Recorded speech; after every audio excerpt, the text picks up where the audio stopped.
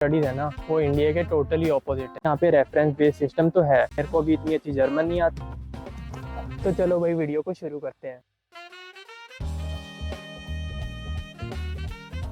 तो hey guys, welcome back to my YouTube channel. मेरा नाम है हैरी सिंह।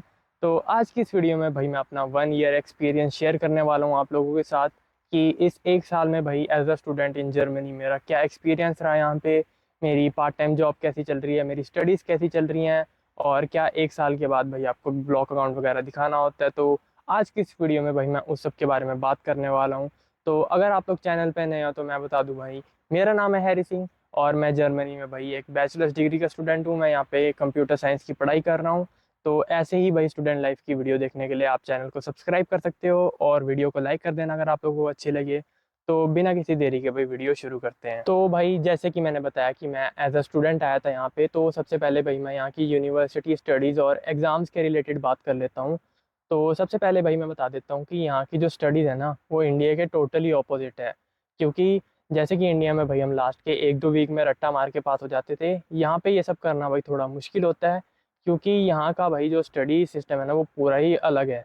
यहाँ पे आपको थ्रू आउट द सेमेस्टर पढ़ाई करनी ही पड़ती है। तो आपको यहाँ पे असाइनमेंट्स मिलती रहती हैं भाई through out the semester professors के थ्रू कि, और कुछ कोर्स में भाई ऐसा भी होता है कि आपको 75 या 80% असाइनमेंट्स सबमिट करनी होती हैं, तभी आप एग्ज़ाम में बैठ सकते हो, वरना आप उस सब्जेक्ट का भाई एग्ज़ाम ही नहीं दे सकते। और यहाँ पे भाई टीचर्स पे भी डिपेंड करता है कि वो कैसे हैं भाई। अब मैं अपने एक्सपीरियंस से बताऊँ भाई, कुछ टीचर्स भाई ऐसे भी होते हैं यहाँ पे जो कि बहुत ज़्यादा अकड़ू होते हैं, बहुत ज़्यादा रूड होते हैं, वो आपको भाई एग्ज़ाम पास ही नहीं करने देते। और वहीं पे भाई कुछ प्रोफेसर्स बहुत ज़्यादा अच्छे भी होते हैं जो आपको ईज़िली पास कर देते हैं। तो भाई लास्ट में एक एडवाइस मैं यही दूंगा कि अगर आप भाई एज अ स्टूडेंट आए हो तो आपका प्राइमरी फोकस भाई हमेशा यहाँ पे स्टडी ही होना चाहिए। कुछ स्टूडेंट्स होते हैं भाई जो पार्ट टाइम जॉब या पैसा कमाने के लिए निकल जाते हैं, बट आपके फ्यूचर के लिए भाई हमेशा आप अपनी स्टडीज़ पे ही ध्यान देना। और एक और चीज़ भाई जो मुझे यहीं आके पता चली कि यहाँ पे आप एक सब्जेक्ट में सिर्फ 3 ही बार फेल हो सकते हो, वरना वो आपको सब्जेक्ट ही नहीं देने देंगे। आप पूरे जर्मनी में वो वाली डिग्री ही नहीं कर सकते दोबारा। अगर आप 3 बार फेल हो गए तो आपका कोर्स ही ख़त्म हो जाएगा पूरा, फिर आपको कोर्स ही चेंज करना पड़ेगा तो भाई मैं यहाँ पे एक और पॉइंट ऐड करना चाहूँगा। आई नो ये थोड़ा ऑफ टॉपिक है, बट ये भी भाई एक इंपॉर्टेंट चीज़ है यहाँ पे, जो कि है टाइम मैनेजमेंट। भाई मैंने बहुत से स्टूडेंट्स को देखा है इंक्लूडिंग मी, मैं सारे तो नहीं कहूँगा भाई, पर बहुत से स्टूडेंट्स होते हैं जो यहाँ पे टाइम मैनेजमेंट में लैग करते हैं, और जिससे कि उनका शेड्यूल ख़राब हो जाता है, खाना पीना सही टाइम पे नहीं हो पाता, क्लासेस मिस हो जाती हैं। तो भाई मैं ये कहूँगा कि एज अ इंटरनेशनल स्टूडेंट आपको टाइम मैनेजमेंट में थोड़ा अच्छा होना चाहिए, ताकि आपका एक शेड्यूल बना रहे, सारे काम सही टाइम पे होते रहें। और ये सिर्फ स्टूडेंट्स के लिए नहीं है भाई, सब सारे लोगों के लिए है यहाँ पे, ताकि उनका भाई खाना पीना सही टाइम पे हो और एक शेड्यूल बना रहे। सो भाई अब एक और इम्पोर्टेंट चीज़ के बारे में बात कर लेते हैं जो यहाँ पे अभी भी एक प्रॉब्लम है भाई, वो है यहाँ पे अकोमोडेशन की। तो मैंने पहले भी भाई अपनी 6 मंथ वाली एक्सपीरियंस वीडियो में बोला हुआ है, और मैं अभी भी बोलूँगा भाई, अकोमोडेशन की प्रॉब्लम है जर्मनी में। मैं अभी भी भाई कुछ स्टूडेंट्स को ऐसे जानता हूँ जिनको एक साल के बाद भी भाई एक प्रॉपर अकोमोडेशन नहीं मिली है। तो अगर भाई मैं अपना एक्सपीरियंस बताऊँ तो मैं जर्मनी में टोटल 3 घर चेंज कर चुका हूँ अभी तक। और पहले घर में जहाँ पे मैं रहता था वो मेरी सिटी से थोड़ा दूर था, और दूसरा वाला जो घर था वो भाई एक सबलेट था, तो वहाँ पे मैं ज़्यादा देर तक रह नहीं सकता था। और तीसरा घर जो था भाई वो मुझे फाइनली एक स्टूडेंट डॉम मिल चुका है लॉन्ग टर्म के लिए। तो यहाँ पे भाई घर ढूंढना एक है मुश्किल यहाँ पे। तो इसके बाद भाई एक और इम्पोर्टेंट चीज़ के बारे में बात कर लेते हैं जो कि इंटरनेशनल स्टूडेंट्स के लिए भाई बहुत ज़रूरी होती है, वो होती है पार्ट टाइम जॉब। भाई बहुत से लोग पूछते हैं कि क्या पार्ट टाइम जॉब ढूंढना जर्मनी में मुश्किल है या कितने आसान से मिल जाती है। तो इसका सोल्यूशन भाई हाँ है और ना भी। क्योंकि अगर आप लोग भाई किसी फ्रेंड के थ्रू या किसी नॉन पर्सन के थ्रू रेफरेंस से जॉब लेते हो तो आपकी थोड़ी सर्च आसान हो सकती है, क्योंकि भाई यहाँ पे रेफरेंस बेस्ड सिस्टम तो है। अगर आपको कोई रेफ़र करता है तो आपके चांसेस थोड़े एक्सेप्टेंस के ज़्यादा हो जाते हैं, अगर आप लोग डायरेक्टली जाओगे उससे। तो यहाँ पे भाई जॉब ढूँढना मेरे हिसाब से इतना मुश्किल तो नहीं है, क्योंकि भाई मैं जर्मनी में टोटल 3 जॉब्स कर चुका हूँ। एक बार मैंने वेयरहाउस में भी अप्लाई किया था, और मैंने किचन में भी काम किया है, और अभी जो मैं डिलीवरी वाली ही जॉब कर रहा हूँ, जो कि मैंने पहले भी बता रखा है।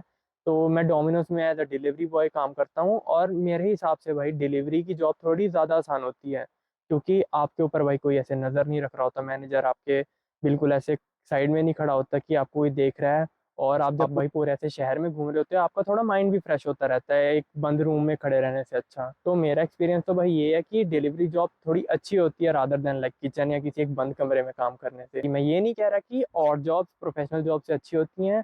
अगर आप लोग भाई प्रोफेशनल जॉब कर सकते हो, उसमें पे भी अच्छा होता है और भाई आपके एक्सपीरियंस के लिए भी अच्छा होता है। आप लोग भाई अपने फ्यूचर में बता सकते हो कि मैंने यहाँ पे ऐसा इंटर्नशिप किया है, यहाँ पे ऐसा किसी बड़ी कंपनी में काम किया है। मेरे लिए थोड़ा प्रोफेशनल जॉब ढूंढना मुश्किल इसलिए है क्योंकि भाई मेरे को अभी इतनी अच्छी जर्मन नहीं आती और मैं अभी सिर्फ भाई बैचलर्स के थर्ड सेमेस्टर में ही हूँ। तो इन द एंड भाई मैं यही कहूँगा कि जॉब ढूंढना इतना मुश्किल नहीं है अगर आप लोग भाई किसी का रेफरेंस ले सकते हो। और भाई प्रोफेशनल जॉब हमेशा इन सबसे ऊपर ही रखना। तो एक और चीज़ भाई जो मैंने अपने 1 ईयर के एक्सपीरियंस में सीखी यहाँ से, जब मैं भाई जर्मनी में नया नया स्टूडेंट आया था ना, तो मैं थोड़े सोच समझ के खर्चे करता था क्योंकि तब मेरे पास ये भाई ब्लॉक अकाउंट था। तो थोड़ा मेरे पास भाई मनी का दूसरा सोर्स नहीं था, तो वो पैसे थोड़े सोच समझ के यूज़ करने पड़ते थे मुझे। बट जब मेरी पार्ट टाइम जॉब लगी और थोड़ा बहुत भाई पैसा आना शुरू हुआ, तो मेरी लिविंग एक्सपेंस भाई थोड़ा सा बढ़ गई क्योंकि भाई जब खुद पैसा कमाते हैं तो भाई थोड़ा बढ़ जाता है भाई मनी फ्लो।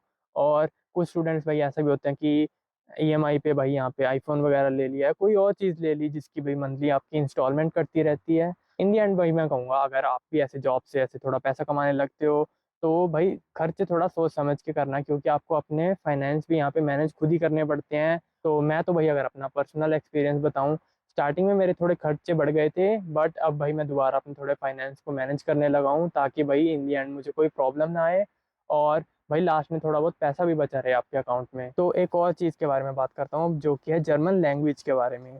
भाई मैंने बहुत सारी वीडियोस में पहले भी बोला और अभी भी बोलूँगा, ये मैं ही नहीं भाई सारे यूट्यूबर्स भी आपको बताते होंगे कि जर्मन लैंग्वेज यहाँ पे बहुत ज़्यादा इंपॉर्टेंट है।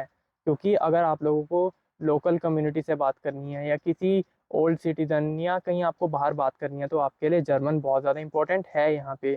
और अगर मैं भाई पर्सनली बताऊँ, मैं किसी भी अपने काम के लिए जाता हूँ किसी भी ऑफिस में यहाँ पे, तो वहाँ पे जर्मन ही बोलते हैं मोस्टली लोग। और पहले तो भाई मैं अपने फ्रेंड्स वगैरह को साथ ले जाता था क्योंकि मुझे इतनी जर्मन आती नहीं थी। तो अब एक और चीज़ के बारे में बात कर लेते हैं जो कि है वीज़ा एक्सटेंशन या आपका ब्लॉक अकाउंट आपको 1 साल के बाद चाहिए होता है या नहीं। तो इसका आंसर भाई आपकी सिटी पे डिपेंड करता है कि कुछ सिटीज़ में भाई ऐसा होता है कि आपको अकाउंट में कुछ पैसे दिखाने होंगे और कुछ सिटीज़ में होता है कि आपको भाई सिर्फ आपका जॉब कॉन्ट्रैक्ट से ही हो जाता है या आपको पैसे दिखाने नहीं होते। तो अगर मैं अपनी बात करूं भाई, मैं रहता हूं रेगेंसबर्ग में। हमें भाई हर साल के बाद अपने ब्लॉक अकाउंट में 6,000 यूरोज दिखाने होते हैं। या मेरे कुछ फ्रेंड्स ने भाई ऐसा भी करवाया कि उन्होंने जॉब कॉन्ट्रैक्ट पे ही अपना वीज़ा एक्सटेंड करवा लिया है। तो इसका आंसर भाई डिपेंड करता है आपकी सिटी पे कि आप कौन सी सिटी में रहते हो और उनका आउसलैंडर ब्योरे कैसे काम करता है। तो कुछ सिटीज़ में होता है कि आपको भाई 8,000 दिखाने होते हैं, कुछ में आपको पूरा ब्लॉक अकाउंट दिखाना होता है और कुछ में भाई सिर्फ आपका जॉब कॉन्ट्रैक्ट से भी वीज़ा एक्सटेंड हो जाता है। तो बट भाई अब फ्रेंड्स वगैरह भी बिजी होते हैं तो आपको कभी कभी भाई अकेले ही जाना पड़ता है, तो आपको जर्मन लैंग्वेज यहाँ पे इंपॉर्टेंट ज़रूर है। तो अब बात कर लेते हैं भाई जर्मनी के वेदर के बारे में। जो मैंने पिछली वीडियो बनाई थी भाई अपने 6 मंथ एक्सपीरियंस में, मैंने उसमें विंटर के बारे में बात की थी कि यहाँ की विंटर थोड़ी हार्श होती है और इतना ज़्यादा मज़ा नहीं आता उसमें। बट अब मैं यहाँ की भाई समर के बारे में बताऊँ तो भाई मेरे हिसाब से यहाँ की समर भाई वन ऑफ द बेस्ट थी। यूरोप की समर भाई मैं कहूँगा one of the best summers में से हैं। यहाँ पे भाई हमने बहुत ज़्यादा मज़े किए, बहुत सी जगहों पे भी घूमने गए, बहुत ज़्यादा पार्टीज़ भी करी, नए फ्रेंड्स भी बनाए। मैं भाई ऐसे ट्रैवल ब्लॉग्स भी बनाता हूँ तो उसके लिए आप चैनल को सब्सक्राइब कर सकते हो। तो मेरा रिव्यू तो भाई ये है कि मुझे समर ज़्यादा अच्छी लगी रादर देन विंटर यहाँ पे। रेसिज्म है स्टूडेंट्स के रिलेटेड या इंडियंस के रिलेटेड, तो इसका आंसर मैं कहूँगा भाई मुझे तो अभी तक कुछ ऐसा फेस नहीं हुआ। यहाँ के लोग थोड़ा रूड हो सकते हैं, सारे तो नहीं बट कुछ लोग होते हैं भाई जो रूड होते हैं, थोड़ा स्ट्रेट फॉरवर्ड होते हैं। बट मैं उसको एज अ रेसिज्म तो नहीं काउंट करूँगा कि यहाँ के जो ओल्ड सिटीजन होते हैं भाई वो ज़्यादा ही स्ट्रेट फॉरवर्ड होते हैं। अगर वो आप पे थोड़ा गुस्सा है तो वो सीधा दिखा देते हैं, या आपसे खुश हैं तो वही आपके साथ ऐसे हंसी मजाक करते हैं। बट इसका आंसर मैं कहूँगा मेरे साथ पर्सनली तो ऐसा कुछ नहीं हुआ। बट अगर किसी के साथ हुआ है तो भाई कमेंट में ज़रूर बता देना, तो मैं उसको भाई हाईलाइट कर दूंगा। तो होप करता हूँ भाई आज की वीडियो आपको थोड़ी अच्छी लगी होगी, आपको थोड़ी इन्फॉर्मेटिव लगी होगी कि एज अ स्टूडेंट भाई मेरा 1 ईयर एक्सपीरियंस कैसा रहा जर्मनी में। और मैं आगे भी ऐसी ही वीडियोस बनाता रहूँगा, तो आप चैनल को सब्सक्राइब कर सकते हो। अगर आप लोगों को कोई भाई रिव्यू है इस वीडियो पे, आपको कुछ ऐसा अच्छा नहीं लगा हो या कुछ रह गया हो, तो आप लोग कमेंट कर सकते हो और मुझे बता सकते हो। और वीडियो अच्छी लगी तो वीडियो को लाइक कर देना। मैं आपको मिलता हूँ अगली वीडियो में, तब तक के लिए गुड बाय।